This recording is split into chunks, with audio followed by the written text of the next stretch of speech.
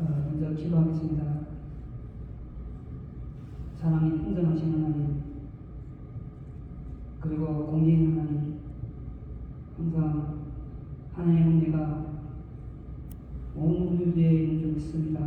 그 은혜를 받아들이는 우리 성도들 또한 한 곳에 모여서 하나님을 찬양하고자, 하나님께 경배해드리고자, 하나님의 말씀을 다시 한번 마음의 심령 속에 새기고자 모여서 하나님을 찬양하고 말씀을 듣고 함께 은혜를 나눕니다. 하나님, 이곳에 하나님께서 좌정하여 주시고 주정하여 주시고 운행하여 주시고 받아주세요. 감사드리며 예수님 이름으로 기도드립니다. 아멘.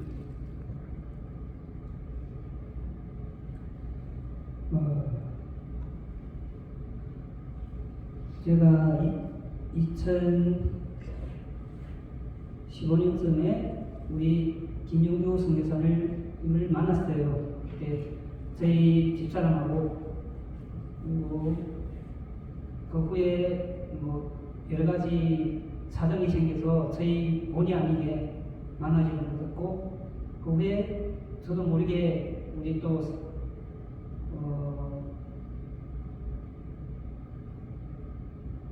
이름 김성주사님 이름 한국까지 어떻게 되는데 같이 신학을 은혜 김은혜 성주사님 그때 선교를 같이 신학을 같이 했는데 처음에는 몰랐어요. 나중에 알았어요. 우리 김영규 선교사님하고 부부 인지는 나중에 알았어요. 나중에 알고 좀 놀란 부분도 없지 않아 있었어요. 하나님 뜻이 있어서 박성호 집사님을 통해서 다시 재회하게 되었어요. 근데 저희 집사람이 몸이 너무 불편하고 어디 다니는 걸 좀 안 좋아해요. 반대하고. 그래서 박성호 집사하고 좀 친하거든요. 친해서 어디를 가면 항상 잘 구슬려가지고 집회를 가요. 집회를 가고, 집회를 가면 몸이 또 불편해요. 항상 몸이 불편해가지고 겨우 거기 참석하고 그래요. 그래서 여기 오는 것도 쉽지 않아가지고 혼자 왔습니다. 나중에 하나님이 그 마음 신령을 준비해가지고 잘 극복해서 같이 나올게요. 아멘.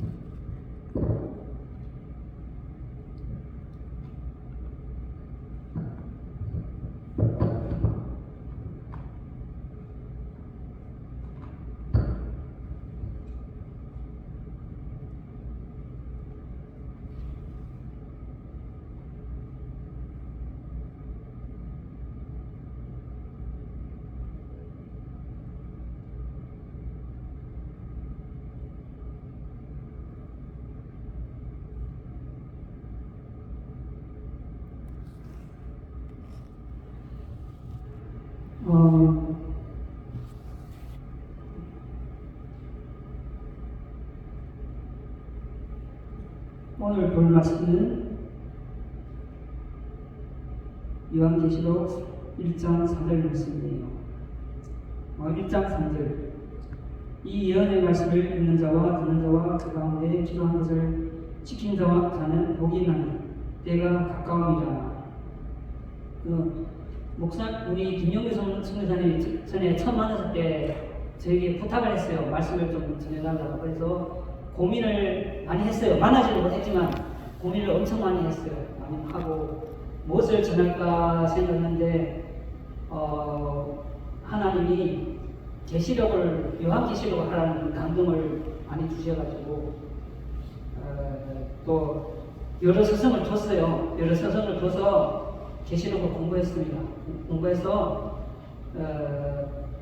스승들이 많은 좋은 점들과 제가 깨달은 부분과 그런 부분들 좀 이렇게 배워서 저도 이렇게 누구를 가르치지 못해요. 가르치지 못하는데 저도 이제 선포하면서 저도 배우는 거예요. 그래서 혹시 계시록에 대해서 또 상이한 견해나 있으면 많이 감사 주시고 품어주세요. 그래서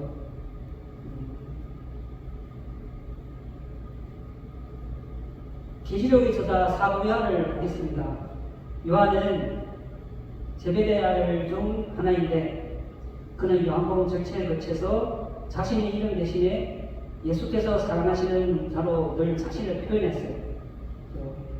요한은 예수의 말씀을 그대로 받아 믿음으로 살았으며 그래서 그분의 사랑 안에서 늘 안전했어요. 늘 안전했기 때문에 순교를 안 당하고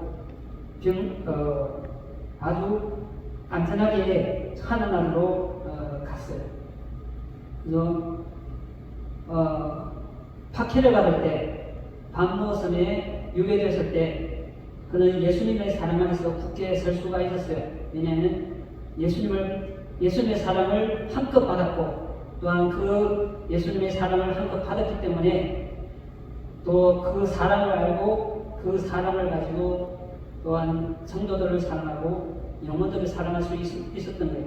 그 사랑 안에서 믿음을 굳건하게 지킬 수 있었던 거예요. 그는 주후 54년부터 68년에 이르는 네로의 그리스도인 박해와 그리고 86년부터 96년에 이르는 도미티안의 박해 가운데서도 부르심에 늘 신실했어요. 요한이 반모섬에 있는 동안에 하나님은 그에게 주 예수 그리스도의 강림하심과 속히 될 일, 그 무엇과도 견줄 수 없는 마지막 계시를 주셨어요. 그때가 주후 95년 경이었어요.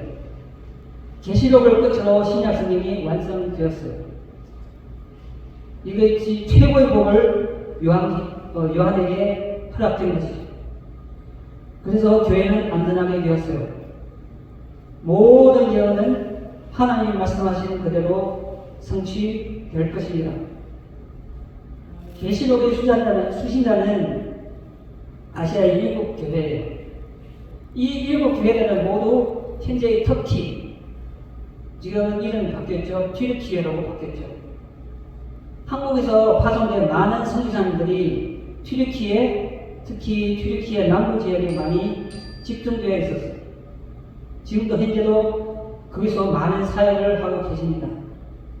하나님이 요한에게 미래의 사건을 계시한 것은 그 당시 로마 황제 숭배의 강요와 박해를 받는 교회들이 용감하게 대응하고 더 큰 믿음으로 어려운 고비를 넘겨서 그리스도의 다시 오심을 소망하게 하시기 위해서입니다. 그리고 이 요한계시록은 또한 우리가 현재 살고 있는 우리에게도 똑같이 적용됩니다.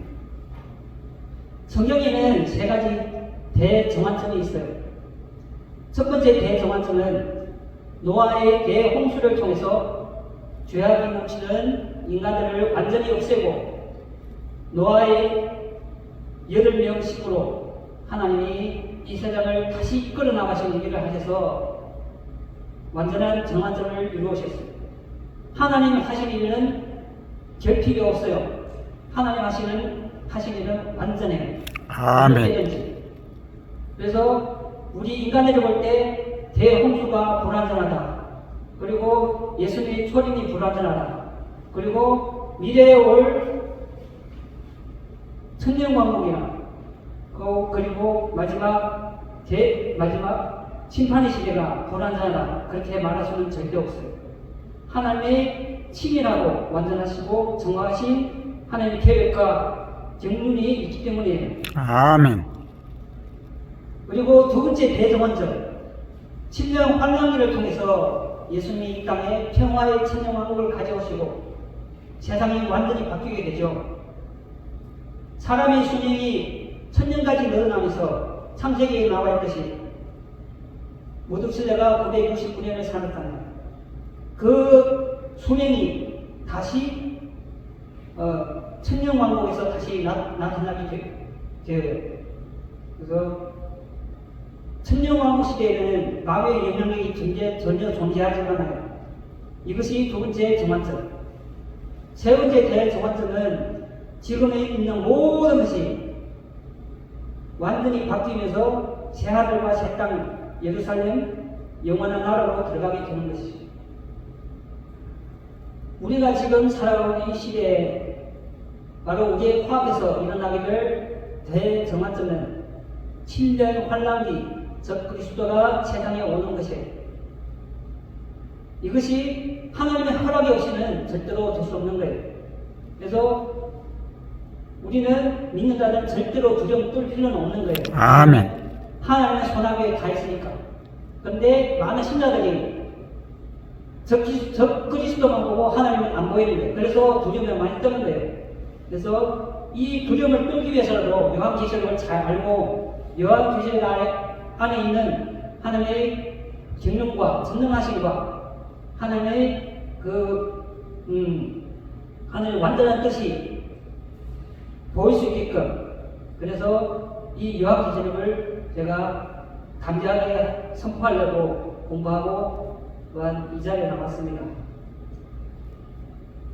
전 세계에 만연한 전쟁, 지금도 전쟁이 많죠. 그리고 기근, 기아, 재난성 기후. 재난성 기후에 뭐가 있죠? 지구 온난화, 탄소 배출, 탄소 배출에 인한 재앙이 있죠. 그리고 대한민국에 수시로 오는 미세먼지 재난이 있죠. 그것이 다 기후의 재난이에요.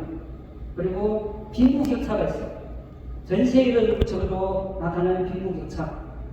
그래서 많은 사람들 그리고 많은 국가들이 이러한 것들을 줄이고 또 극복하고 공평한 세상, 자유의 세상, 풍족한 세상을 이루기 위해서 유엔이 그리고 많은 세계적인 회의 그리고 세계 경제 포럼을 포함해서 인간들 자신이 지혜와 힘으로 변혁을 이루어보겠다고 호언장담하고 있어요. 하나님이 없는 거죠. 그런데 성경은 예수 그리스도가 이 우주의 주인공이라고 말합니다. 이것이 가장 중요한 거예요. 그런데 유엔과 세계 경제 포럼은 본인들이 인지하지 못하는 가운데 사탄에게 이용되어서 사탄이 회의를 하고 있는 거예요. 성경은 인간이 유토피아를 만드는 것이 아니라 예수님이 7년 환란기 이후에 이 땅에 재림하셔서 평화의 천년왕국을 만들어 놓으신다고 분명하게 말하고 있어요. 그리고 7년 환란기 이후에 우리가 예수님의 혼인잔치에 참여해서 그 천국잔치에서 예수님과 함께 그 기쁨의 포도주를 마시게 되는 것이죠. 우리 믿는 자들은 현재 예수님과 약속된 신부들이에요. 아멘. 그래서 이 정체성을 알게 되면 우리는 하나도 쪽팔릴 것 없어요. 쪽팔릴 것 없고 더 강대하고 더 기쁘고 더 건강을 얻고 살아가게 되죠. 계시를 통해서 미래에 정의될 사건들의 계획을 보겠습니다. 우리는 현재 교회 시대에 살고 있어요. 또한 성령 시대라고 말할 수 있죠. 이 성령 시대가 지나면 예수님께 속한 자는 다 공동으로 들림받게 되어요. 이것을 그리스도의 공동 강림과 휴거라고 말해요. 휴거 다음에 이 땅에는 구원받지 못한 자들만 남게 되는 거죠. 7년 동안 이 산을 가운데서 믿는 자가 생기는데 이들은 교회가 아니고 환란기 성도들이에요. 그때 가서는 교회가 없는 거죠. 그때의 성도들은 더 어려운 신앙생활을 하고 있겠죠. 7년 동안 세상이 한 번도 겪어보지 못한 엄청난 규모의 대환란이 오게 됩니다. 대환란이 끝나면서 예수님이 감람산에 강림하십니다. 이것이 예수 그리스도의 재림이에요. 그리고 천년 동안 평화의 왕국, 에덴 동산에서 하나님이 아담을 통해서 이루시고자 했던 평화로운 천년 왕국이 이루어져서 대정관이 이루어지는 거예요. 천년이 끝난 다음에 마지막으로 영원 무궁토록 지속이 되는 새 하늘과 새 땅이 오는 완전한 대성환이 일어나게 되어요. 이것이 요한계시록이 우리에게 보여주고 있는 미래 사건들의 개요예요. 우리가 계시록을 정확하게 이해하게 되면 성경 전체의 흐름을 다 파악하게 되는 거예요. 하나님의 인류 통치 계획을 알게 되고 또한 평강을 얻을 수가 있는 거예요. 교회에서 요한계시록을 왜 안 가르치나요? 목사님들이 난해하다고, 어렵다고, 그리고 심지어 무섭다고 안 가르쳐요. 한국의 많은 교파와 교단과 교회들은 어렵다고 안 가르치고 또한 가르치는 목사님들을 이상한 시각으로 의심을 품고 대합니다. 이러다 보니 계시록은 이달 사이비들이 주민호가 되었고 많은 기존교회 성도들을 기만하고 끌어들인 효과적인 도구가 되어버렸어요. 계시록은 인간을 난해하거나 어렵게 하거나 무섭게 하는 책이 아니라 계시록 1장 3절에 말하듯이 이 예언의 말씀을 읽는 자와 듣는 자와 그 가운데 기도한 것을 지킨 자는 복이 있다고 말해요. 아멘. 하나님이 지구를 만드시고 온 우주 공간을 만드시고 인간을 만드신 목적이 있는데 끝이 나는 때가 와요. 이러한 내용이 요한계시록의 기독교에 있기 때문에 계시록을 제대로 잘 이해하면 우리가 사는 시대를 이해할 수 있으며 천국 소망이 더욱 구체적으로 우리의 삶에 나타날 거예요. 마음에 평안이 생기고요. 세상이 악한 방향으로 흘러가고 우리가 고통당하는 일이 생겨도 인내하며 살아갈 수 있는 용기와 힘을 가질 수 있는 거예요. 여러분, 소망과 평안을 주고 하나님의 가리워진 영원한 계획을 경고해 하고 전하기 위해서 요한계시록을 함께 공부하는 거예요. 단순히 공부만 하는 게 아니라 창세기부터 성경 전체를 관통해서 살펴보는 시각이 필요한 겁니다. 사도행전 17장에 나오는 에리야 사람들처럼 우리가 성경을 읽으면서 잘 점검하고 받아들이면 음식과 비교할 수 없는 영의 양식이 될 것입니다. 누가복음 24장에 엠마오 마을로 두어진 제자가 길을 가다가 예수님을 만나게 되어요. 24장 25절에 예수님이 이 두 제자에게 뭐라고 말씀하셨나요? 미련하고 선지자들이 말한 모든 것을 마음에 들이 있는 자들이요. 이 제자들은 아주 어릴 때부터 구약 성경을 읽어서 부단히 읽어서 머릿속에 구약 성경을 외울 정도로 통달한 사람들이에요. 예수님이 모세의 오기부터 선지자의 글에 자기에 관한 것을 하나하나 설명해 주셨어요. 제자들이 어떻게 반응했나요? 32절에 길에서 우리에게 말씀하시고 우리에게 성경을 풀어주실 때 기록으로만 닫혀있던 구약의 내용들을 예수님이 설명해 주시니까 그 모든 것들이 열리기 시작한 거예요. 11제자에게도 예수님이 말씀하십니다. 누가복음 24장 44절 내가 너희와 함께 있을 때 너희에게 말한바 곧 모세의 율법과 선지자의 글과 시편에 나를 가르쳐 기록한 모든 것이 이루어져야 하리라.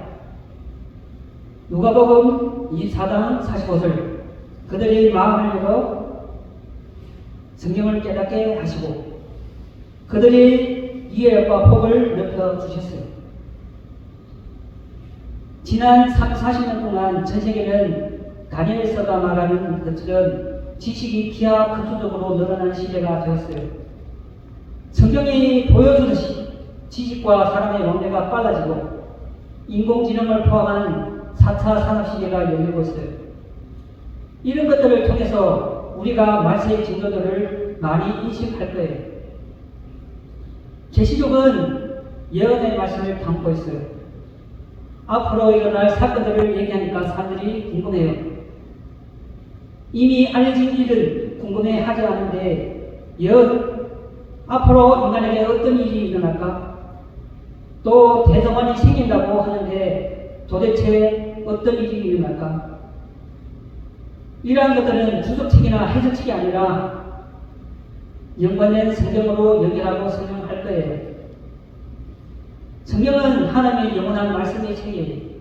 아멘. 지금까지 진리였고 앞으로도 진리일 것이며 영원토록 진리가 되는 책이 성경책입니다. 아멘. 기원전 주전 1500년경에 모세오경이 기록이 되었고 주후 55년, 95년경에 요한계시록이 기록되었어요. 1600년 동안 40여 명의 저자들이 성경을 기록했어요.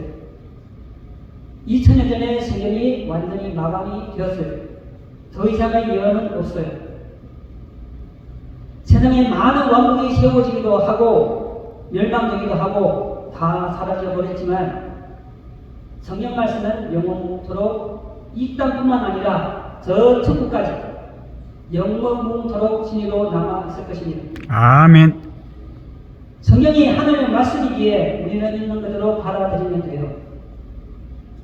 우리는 이런 태도를 가지고 계시록을 대할 거예요.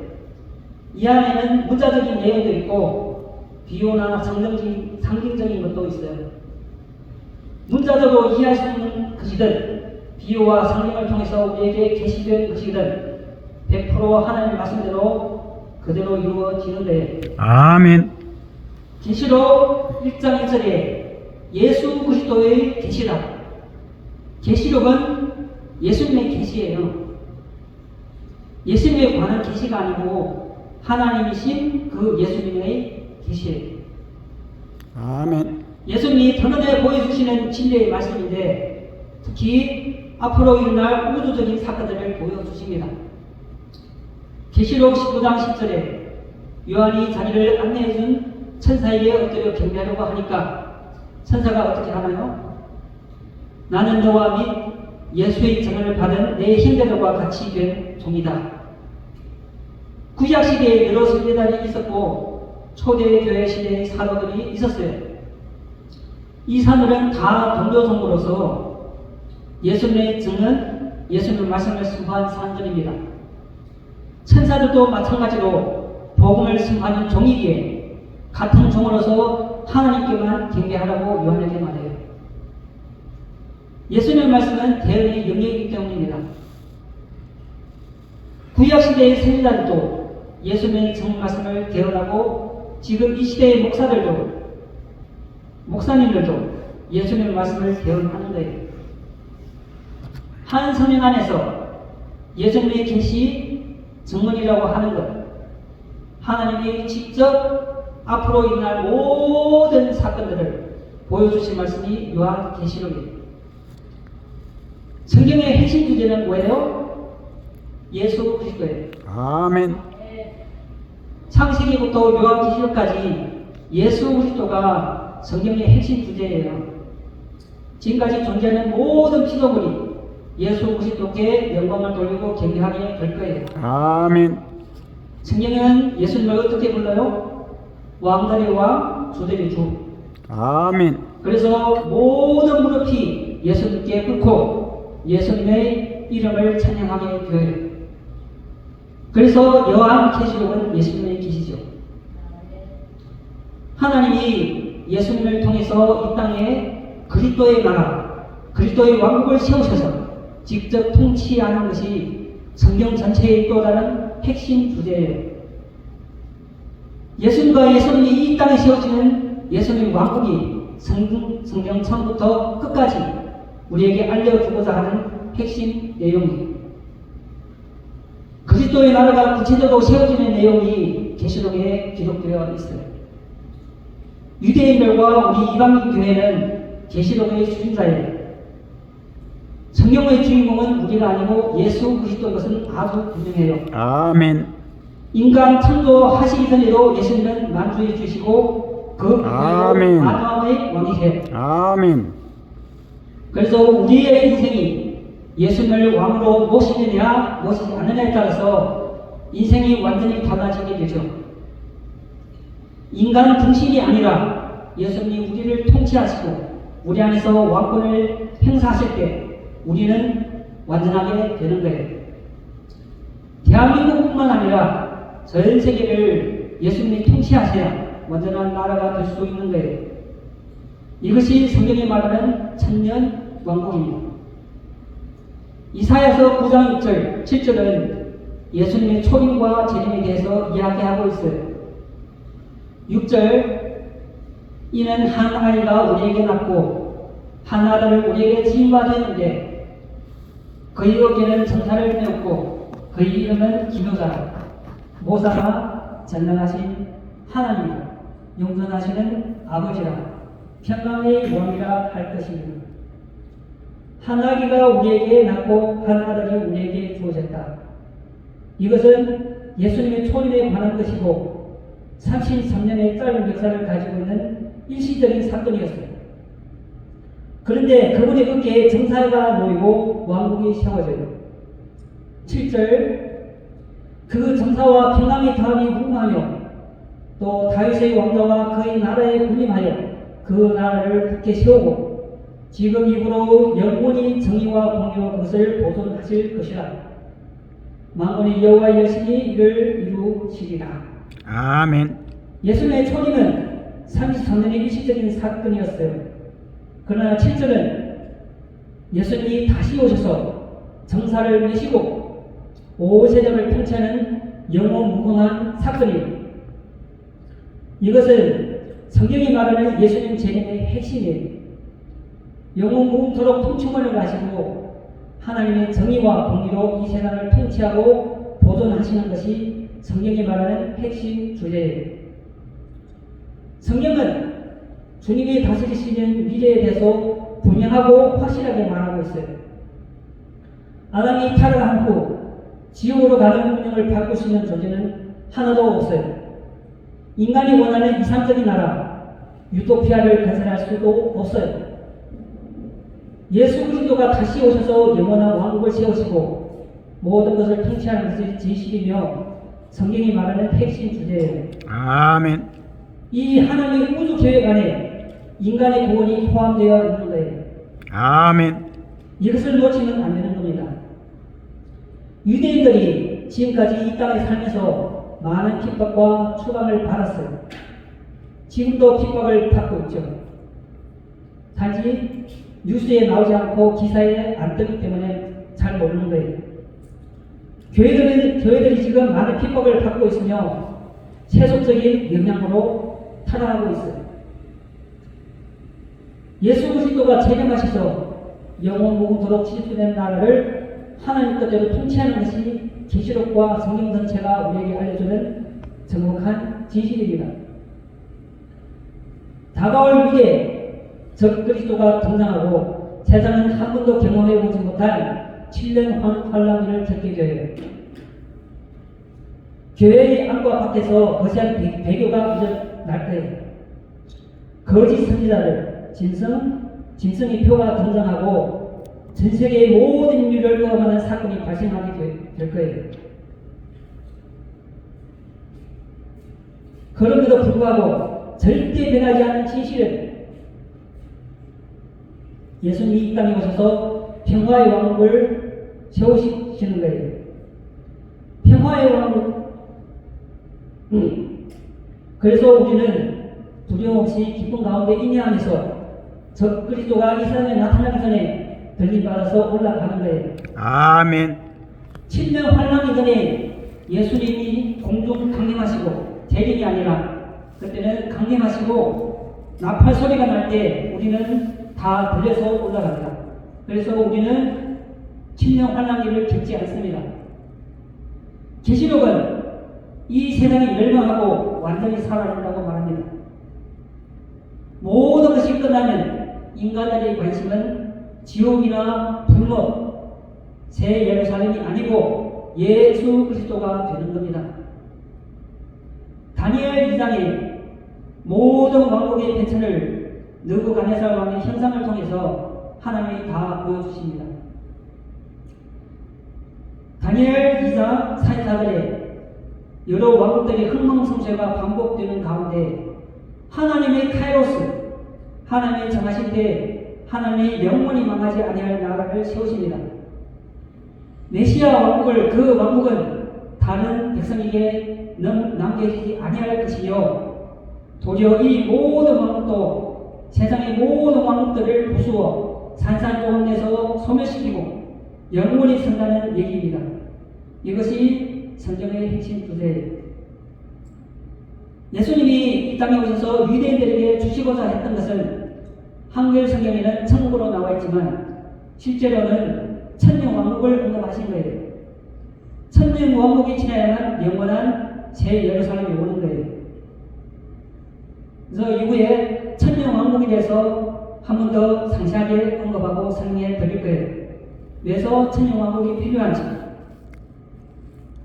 다니엘서 2장 4절의 나라에는 새 하늘과 새 땅, 새 예루살렘이 임하기 전에 이 땅에 먼저 이루어져야 할 것은 그리스도의 천년왕국이에요.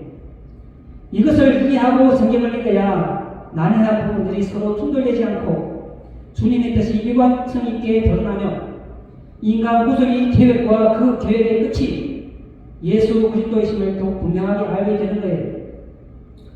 우리는 저 그리스도가 언제 나타나는지 그가 무엇을 하는지 간에 최후 승리자가 예수 그리스도라는 사실을 알고 있어요. 아멘. 그래서 확실하게 평강을 얻을 수 있는 거예요. 예수님을 대적하는 원수들이 다 분노속으로 마귀와 함께 들어가고 영원한 영벌을 받게 되는 거예요. 그래서 침례 환란 이전에 우리 믿는 자들은 몸이 훈련의 병화가 되어서 주님께로 올라가는 거예요. 신자들의 전성기가 열리는 겁니다. 시편 2편 1절에 어찌하여 이방 나라는 분노하며 민족들이 헛된 일을 꾸미는가. 이방 나라의 하물이 날뛰어도 하나님은 비웃으십니다. 하나님의 입김에 순식간에 질그릇같이 깨져서 망하기 때문입니다. 시편 2편 4절에 하늘에 계신 이가 웃으시며 주께서 그들을 비웃으시리로다. 그리고 2편 9절에 내가 철장으로 그들을 깨뜨리며 질그릇같이 부수리라 하시고. 마귀는 하나님만 없으면 심판이 없을 것이고 양심의 가책도 받을 필요가 없을 것이라고 인간들을 속입니다. 왜 사람들이 하나님의 존재를 믿지 않나요? 세상 만물에 수많은 증거가 참도 나가 있다고 증거하는데도 인간들은 믿지 않아요. 우수한 증거들이 있는데도 말입니다. 믿지 않는 이유는 하나님 앞에서 심판을 받기 이전에, 그 훨씬 이전에 인간들이 자기 마음대로 하나님 없이 살 수 있는 자유가 빼앗긴다고 생각하기 때문입니다. 이 자유가 빼앗기면 자기 마음대로 살 수가 없거든요. 이 세상의 쾌락을 누릴 수가 없거든요. 그래서 사람들은 예수님을 받아들이기를 거부합니다. 그래서 하나님을 대적하고 예수 그리스도 메시아를 대적하려고 이 땅의 권세자들이 스스로 나서며 이르기를 하나님이 세워놓은 계획과 그의 결박을 끊고 묶어놓은 줄을 우리에게서 내드리라고 시도하는 거예요. 시도일 뿐입니다. 세계 각국이 유엔에 모여서 2030, 2050 계획을 세우고 인간의 힘으로 하나님과 그분의 뜻을 대항하겠다는 거예요. 인간이 연합하는 이유는 단지 하나님을 대적하려고 하는 거예요. 하나님은 비웃으십니다. 대적자들은 하나님의 입김으로 단번에 영지처럼 사라질 것이기 때문입니다. 7년 환란 기간에 우리 믿는 자들은 휴거 받는 것이고 진성의 표를 받는 자들은 진성 마귀에게 경계하다가 진성 마귀와 함께 영원토록 불못에 들어가게 되어요. 신구약 성경 전체가 뒷받침하고 있고 이 모든 것을 총정리하면서 요약한 것이 요한계시록이에요. 요한계시록이 절정이에요. 요한계시록 1장 1절에 예수 그리스도의 계시라 이는 하나님이 그에게 주사 반드시 속히 일어날 일들을 그 종들에게 보이시려고 아버지 하나님이 예수님에게 주신 거예요. 계시록 1장부터 22장은 예수님의 증언이고 예수님 말씀, 예수님의 계시예요. 그분께서 자신의 천사를 통해서 요한에게 보내시고 가리진 것들을 활짝 드러내 보여주셨어요. 여러 가지 표적들을 통해서 사람들이 알 수 있도록 보여주셨어요.